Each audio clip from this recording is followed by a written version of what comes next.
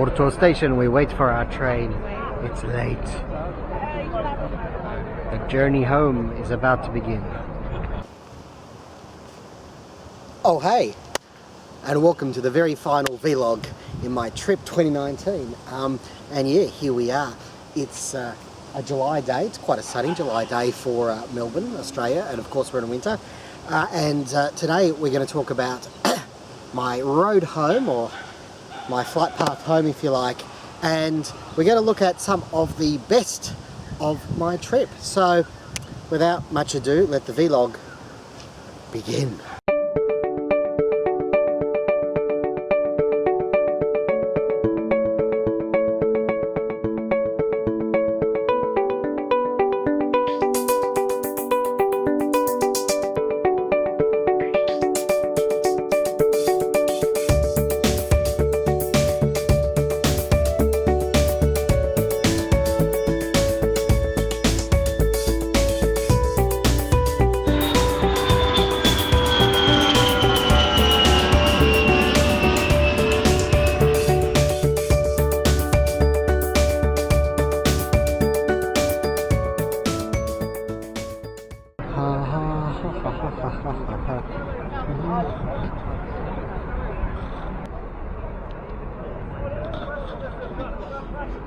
As it always happens, the best weather is on the day you leave.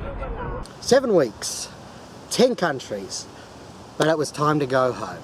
I left Porto and I took the train down to Lisbon, and my wife and I, we made our way to the Pousada de Quelez, which is a converted palace, Pousada de Quelez, and it's quite popular in Portugal. They convert castles, old castles, that nobody's doing anything with these days, and they turn them into sort of quite posh residences where you can stay for a few nights and get the royal service, as it were.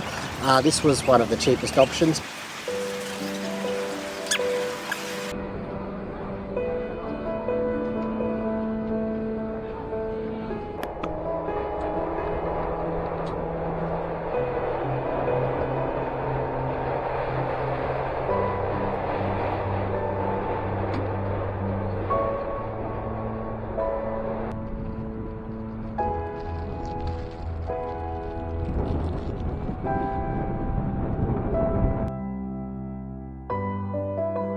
If you Google Pousadas of Portugal, you will find loads of different possibilities. If you've got the cash, you know, I had the cash for one night. You'll find there's lots of options that you may not have thought of before. And who doesn't want to say they spent a night in a castle or a palace, hey?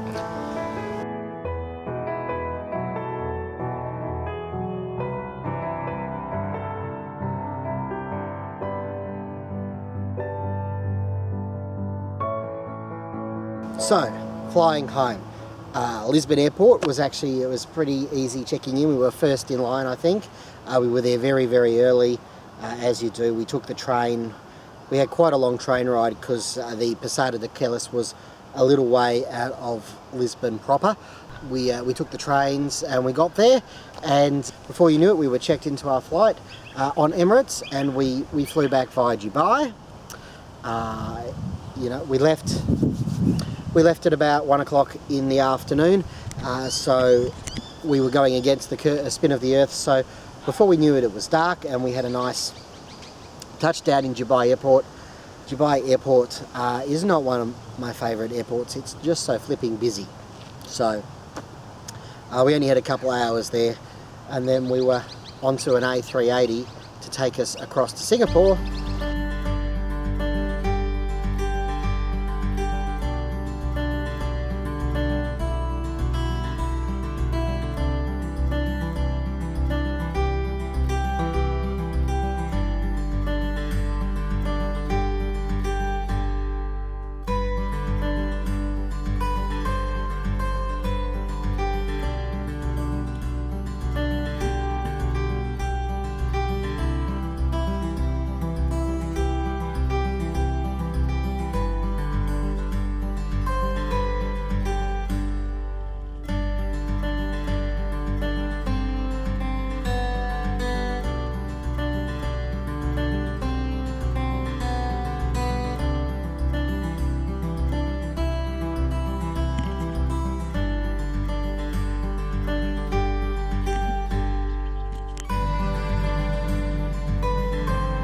We had a bit of a wait in Singapore for our flight.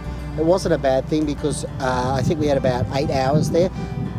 We actually booked into the transit hotel and I slept for about 4 hours, I would say.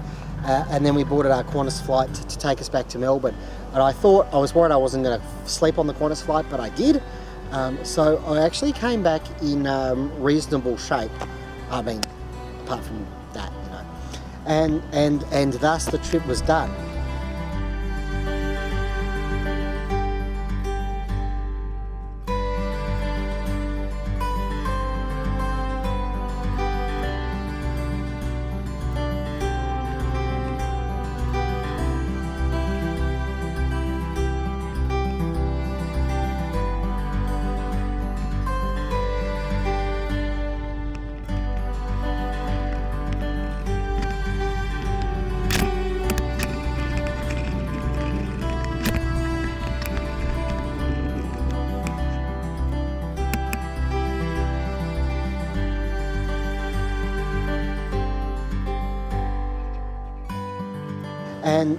And thus the trip was done. But it doesn't mean this video is done, because let me just take this little post-it note out here. Let me tell you about the best of my little trip 2019. Here we go, drum roll. Don't know if I have the patience to actually put in the special effect. Okay, first of all, favourite airline. My favourite airline that I flew this time, the best flight I would say, was Air Astana from Kuala Lumpur to Almaty in Kazakhstan. It was a very, very nice airline. It was only about half full. It was comfortable, economy seats obviously, but I was very, very impressed with their service. They were on time. The flight was amazing. You got to see all these mountains. I cannot say enough about this airline, Air Astana. I thoroughly recommend it if you're in the region.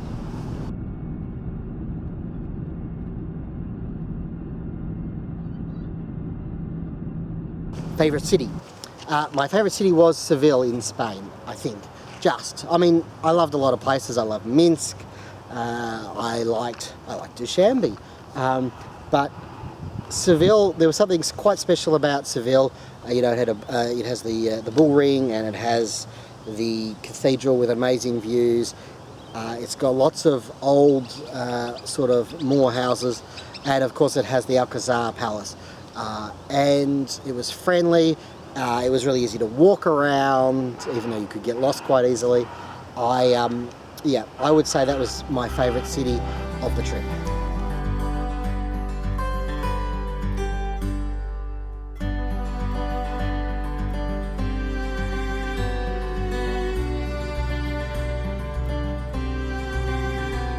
And here's not a best, this is a weirdest, but there's no doubt that the weirdest city that I visited was Turkmenistan's capital, Ashgabat. I don't think that will be surprising anyone, but you know, with its white marble apartment buildings that I bet are no more than half full, if that, it's one of the more surreal places you can go in the world.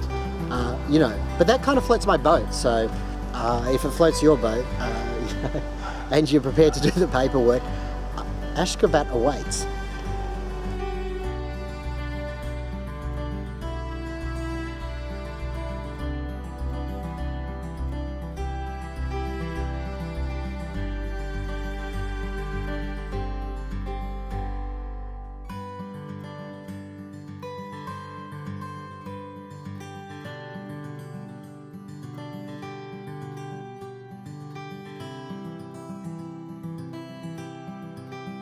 Next category is my favourite hotel, and I haven't really talked about hotels on the vlogs because I review them on the blog. So if you want to look at and find all the places that I've stayed at, shuffle your way over to andysworldjourney.com and you will certainly see plenty of reviews on different hotels that I've stayed at over the last few years. But I do want to give kudos to Porto's Infanta Sagres, which I think means holy children or sacred children.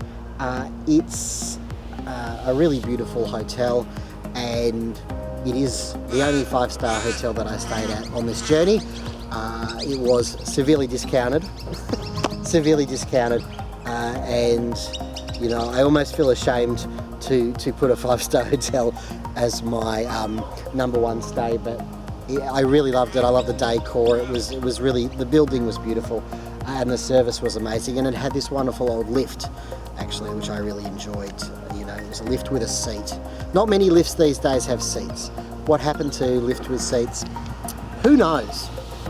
Okay, so I've called the next one the most amazing natural place, but it's not exactly natural, and I didn't really know how to do this one, but I wanted to include, again, Turkmenistan, the Devasa crater. You know, it is a crater that was, I guess, created by man because they were digging, and then the gas came, and then all the fire came, and it's still been burning for the best part of 50 years now. Nevertheless, you know, it is natural gas, and natural gas is natural. End of story.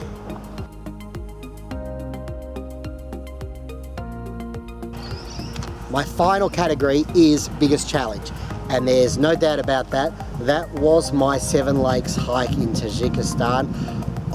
As I think I've already said, I was not up for it, but somehow I dragged my ass up and down that goddamn mountain, and I saw the 7 lakes. Well, I saw 4 of the 7 lakes. I'd already seen 3 of them the previous day from the vehicle. It was basically, it was just 4 hours of straight uphill for me, and I think probably most people could do it in about 2.5. But you know, I was not going at lightning pace, shall we say. So that day actually ended up being a lot longer than they told me it would be, and that was completely my fault for being completely unfit.